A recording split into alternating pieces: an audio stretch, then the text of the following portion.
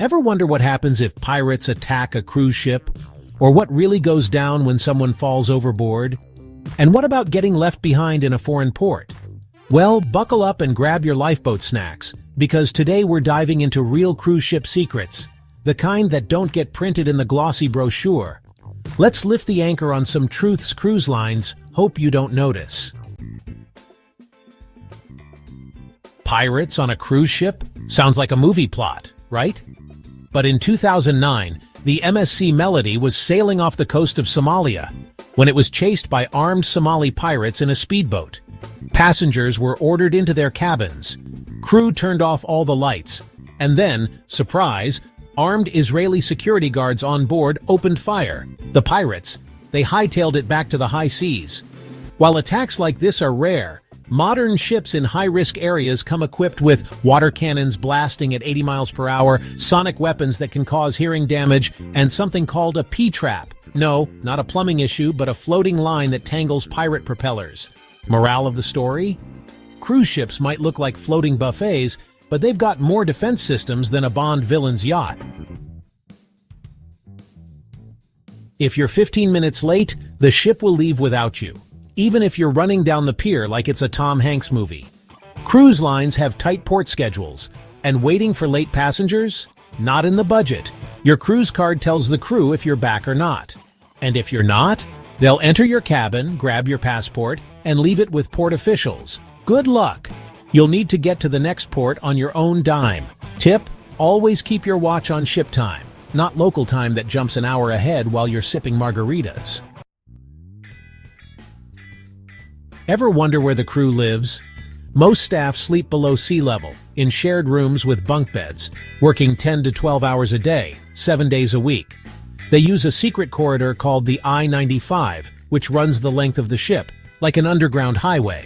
And while they can't socialize with guests, they've got their own gyms, their own shops, and bars, and even jacuzzis. So next time your towel animal is folded to perfection, maybe raise a glass to the crew making it all happen behind the scenes. Yes, modern cruise ships still hit ice. In 2022, a Norwegian ship collided with a growler, not a bear, but a low-lying chunk of ice, in Alaska. The ship had to cancel the rest of the cruise. But thanks to welded hulls, not rivets like Titanic, ships today can take a hit without splitting open like a tin can. Plus, the International Ice Patrol is always watching, kinda like Santa Claus, but with sonar. It's not something cruise lines advertise, but most ships have a morgue tucked away below deck. If a passenger dies, their body is stored there until the ship reaches a port. And no, that free soft-serve ice cream day doesn't mean they're clearing freezer space, despite some very persistent internet rumors. If you hear Operation Rising Star over the radio, that's the code for a death on board. Just a little cruise trivia to liven up your next trivia night. Heard a mysterious bravo, bravo, bravo over the PA? That's not the ship cheering for a Broadway performance. That's the code for a fire. Alpha means a medical emergency. Zulu is for fights. And Oscar? That's man overboard. Codes help the crew communicate emergencies without sending passengers into a full-blown panic. Unless someone announces Code Buffett Stampede, then all bets are off. Spoiler, it's very serious and extremely rare. If someone falls off the ship, the bridge is alerted. A code Oscar goes out. The ship turns around. Nearby ships are notified. Search teams mobilize. But in open ocean, the odds aren't great. Of 212 known overboard cases between 2000 and 2019, only 48 were rescued. Some cruise lines now use sensors and cameras that detect when someone falls and mark the GPS location instantly. Better advice? Don't climb the railings, don't lean over the edge, and don't jump for TikTok likes. You're not that guy. The most expensive suites are often at the very front, high above the ship with incredible views. But here's the catch, they rock the most. If you're prone to seasickness, you might want a midship cabin on a lower deck.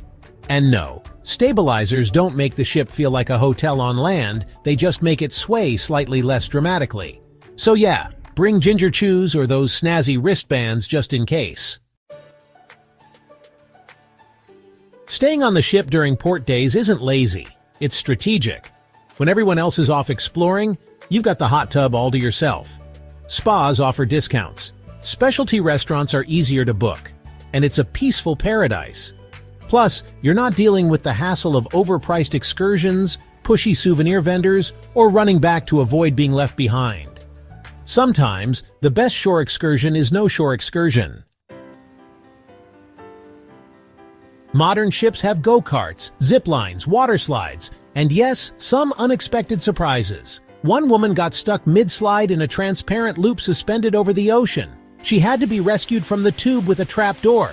Thankfully, there's an alarm system for exactly this scenario, so if you hear a strange beeping near the pool deck, someone may be stuck in the people-sized hamster tube. Ever wondered what those big white balls on top of the ship are? No, they're not modern art. They're radomes, protective shells that house sensitive radar and satellite equipment. They keep things like internet, GPS, and communication systems running, all while blending in like giant golf balls. Now look down. Those carpets in the hallway? They're not just decorative. On Disney ships, they feature tiny world globes with north always pointing forward. On some Norwegian cruise line ships, the fish in the carpet swim toward the bow, so if you're lost, follow the fish. Even the mooring ropes that tie your ship to the dock have secrets. See those colorful cones or discs? They're rat guards. Their one job? To stop little stowaways from scurrying up the ropes and living their best cruise life in your cabin walls. Nice try, Remy. No cheese plate for you. Cruise cabins are your private escape, until someone finds a hidden camera. Yep, this has happened multiple times. In 2017, a Florida couple found a suspicious lens behind their TV aboard a Carnival ship. Carnival claimed it was non-functional, which sounds oddly like something you'd say about a cursed doll. And in 2024, a Royal Caribbean stateroom attendant was busted for placing spy cameras in bathrooms. He allegedly recorded nearly 1,000 passengers before being caught and sentenced to 30 years in prison. The lesson? Incidents like these are very rare, but a quick sweep of your room, especially TVs, mirrors, and air vents, isn't a bad idea. And if your room offers free ice cream out of nowhere, maybe just double-check where they moved the frozen goods from. If you're going on a cruise, there's one place you're guaranteed to visit. Not the spa, not the casino. I'm talking about the glorious overflowing buffet. It's convenient, it's fast, it's where diets go to die. With dignity. But here's the thing. As wonderful as the cruise buffet can be, there are some easy-to-make mistakes that can ruin your experience, or someone else's. So today, we're covering 15 cruise buffet mistakes that every smart cruiser should avoid, plus a few etiquette reminders you wish other passengers knew. Let's dig in before the food gets cold. You just boarded. You're excited, hungry, and so is everyone else. That's why the buffet is packed tighter than a Black Friday sale at Costco. Families with luggage, long lines, no tables. But here's your pro move. Check if the main dining room is open. Many offer a quiet sit-down lunch with better food and no chaos. Or head to the pool grill or pizza station. Some ships even offer discounted specialty dining on day one, a little-known perk. Bottom line? Unless you love a crowd, skip the embarkation buffet madness and explore your quieter options. Yes, it's all you can eat, but that doesn't mean it all has to be on one plate. Mac and cheese, fried chicken, pizza, shrimp cocktail, pork roast, a meatball, and that's just one spoonful. Take smaller portions, try a few bites, then go back for seconds or thirds without wasting food or feeling like you swallowed an anchor. Let's talk cleanliness. That hand sanitizer station? It's not decorative. Buffets mean shared tongs, shared spoons, and, unfortunately, shared germs. Always sanitize or wash your hands before diving in. Don't use your fingers. Don't double dip. And for heaven's sake, don't lick anything and put it back. Oh, and if you drop a roll on the sneeze guard, that's a sign. One of cruising's best-kept secrets? Each side of the buffet might be different. What looks like a mirror image setup might actually hide the stir-fry station of your dreams. Some ships offer sushi on one end and tacos on the other. Asian cuisine over here, roast beef carving station over there. So before you settle for mystery casserole, do a little buffet window shopping. If you have food allergies, listen up. Cruise lines are pretty good at helping out, but you've got to speak up. Let the line know before you sail. Talk to a manager, not just the buffet server with 6 trays and a ladle. Cross-contamination is real, especially with shared serving utensils. When in doubt, ask for a supervisor. They'd much rather help you early than call the ship doctor later. Yes, there's bacon. Yes, there's cake. But cruise buffets also have grilled veggies, sugar-free desserts, salads with more than just iceberg lettuce. You don't have to eat clean the whole trip. This is vacation after all. But if you're aiming to not need stretchy pants by day 5, balance is your friend. We all learned how to behave at Golden Corral. Let's not forget it on the high seas. Here's your refresher. Don't cut in line. Don't hover and hold up the station. Don't make life harder for the crew. And always, always, grab a clean plate for seconds, even if your old one isn't that dirty. This isn't a backyard BBQ. It's a shared space with 3,000 strangers. Oh, and try not to camp out at your table during peak lunch. If others are circling like seagulls looking for a spot, maybe wrap up the poker game. Buffets get busy, like line out the door busy. Want to avoid the crowd? Eat a little early or a little late. Lunch at 11:30? Peaceful. Lunch at noon? Utter madness. Dinner at 6:45? Lines. Dinner at 5:30 or 8 o'clock? Smooth sailing. You'll thank yourself for the quieter experience, and for not having to fight over the last breadstick. You're not in a rush. This isn't airport food between connections. Slow down. Chew. Breathe. Enjoy your meal. If you wolf down your meal in 7 minutes flat, you'll just end up with indigestion and a missed opportunity to people watch. Relax. You're on a cruise. I hate to be the fun police, but your wet swimsuit and no shirt look, not Buffett approved. Most cruise lines ask for a cover-up or t-shirt before entering. No shoes, no shirt, no shrimp. Also, no dripping through the buffet line like a soggy Labrador retriever. Dry off first, then dig in. Flip-flops are fine, but make sure everything that needs to be covered is covered. You just had a big lunch. You think, I'll skip dessert this time. But then you walk by the pastry station, and that tiny cheesecake calls your name like it knows your weaknesses. Remember, cruise calories don't count. That's not science, but it should be. If you see something that looks good, take it. The worst-case scenario, you don't finish it. The better-case scenario, you discover a chocolate mousse that changes your life. You pile up your plate, find the perfect table, and then realize your mouth is drier than a desert in August. Now you're stuck doing the buffet walk of shame, carrying your tray back through the crowd, looking for lemonade. Here's the fix. Always grab your drink before loading your plate. Water, iced tea, coffee, whatever keeps you hydrated and happy.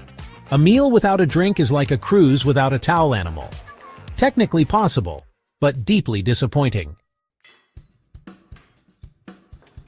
You want to go back for seconds, but you don't want to lose your spot.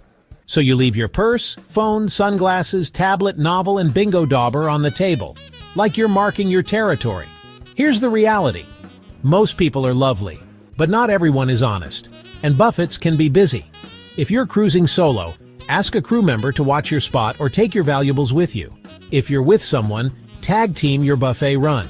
Your phone doesn't need to save your seat. It's not a chihuahua at a Starbucks patio. You entered on one side, you explored the stations, and now you don't know how to get back to your table. It's not just you. Cruise ship buffets can feel like food labyrinths, especially after 3 trips to the carving station. Here's your solution. Take note of landmarks. Are you sitting near the soup bar, the ice cream machine, the guy who won't stop talking about how much shrimp he ate? Use your surroundings. And if you do get turned around, hey, maybe you'll find a new dessert section you missed the first time. Cruise buffets are legendary, but that towering mountain of shrimp cocktail might come with a hidden risk. Food in buffets is prepped in bulk, handled by many, and often sits out longer than it should.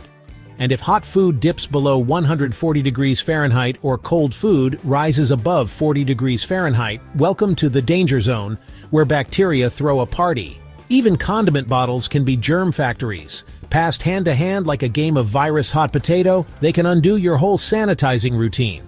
Also, beware the all-carb, no cruise trap. Yes, the breadbasket is bottomless. But seasoned cruisers know to save space for the prime rib, fresh seafood, and desserts you'd never cook at home. So choose hot food that's steaming, skip the limp sushi, and maybe grab your own packet of ketchup. Here's a cruise secret few notice, but every ship quietly enforces.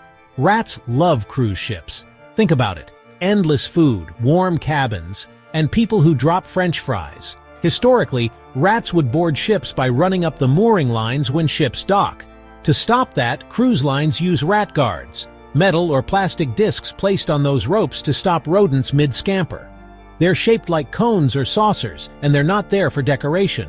So if you spot them during embarkation, just know, it's a tiny war being waged between modern engineering and Mickey's real cousins.